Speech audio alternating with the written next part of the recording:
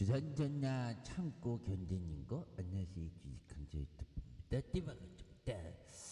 자, 우리는 주식하면서 참고 견뎌야 하는 순간들 항상 있죠.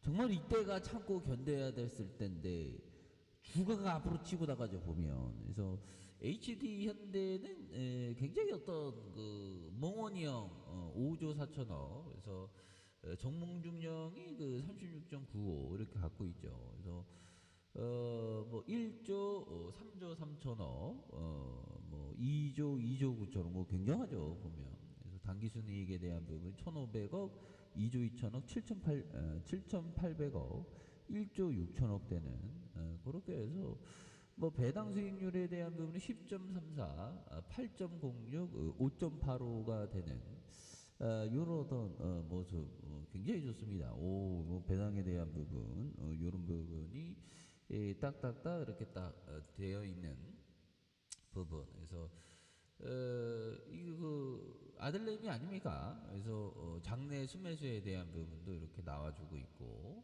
그 다음에 현대 오일뱅크 우리 겁니다, 우리 거. 이거 지분율 이렇게 보면 참 보면 저평가되어 있을 때 이게 산다는 게 이게 쉬운 게 아니죠. 근데 지나고 보면 다 올라오고.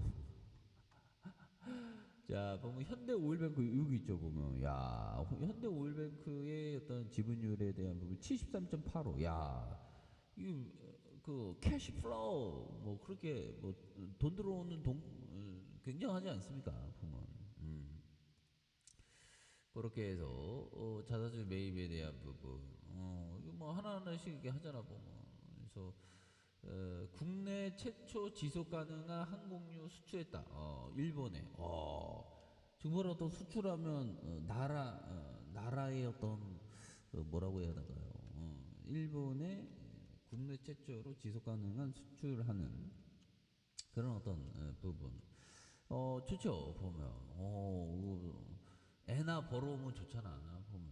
예, 그렇게 해서 우리가 그 항상 생각해야 되는 거는 무상 어떤 항상 변화하는 게 세상이다. 그래서 저평가에 대한 부분도 항상 이렇게 변화하는 부분. 그래서 저는 뭐 요즘에 좀 그렇습니다. 항상 저의 정말 어떤 저의 실력을 한탄 항상 하고 있고요. 언젠가 또 잘하겠지. 근데 이게 벼락고수는 안 나와. 이게 보면 그런 거하고 약간 비슷한 것 같습니다. 우리가 좀 그 재능이 없는 사람들이, 우리가 모차르트가 아니잖아. 우리가 베토벤이 아니니까, 마이클 조던이 아니니까. 재능이 없는 사람은 그냥 꾸준함으로 승부할 수밖에 없습니다 보면. 그리고 꾸준하게 공부하는 거예요. 꾸준하게 공부하면서 뭐 벼락 부자가 되기보다 뭐 그렇게 되면 되는데, 이게 벼락 부자가 된다는 거는 됐으면 좋겠어요. 근데 그런 게 아니라 일정 부분 복리로서 쌓아가면서 부자가 되는, 그게 또 뭐 합리화를 하자면 복리로 이렇게 쌓아가면서 부자 되면 더 좋죠 보면. 벼락 부자 되면 좋을까 모르겠네. 벼락 부자 되면 그거에 대한 집착도 막 커지겠죠 보면.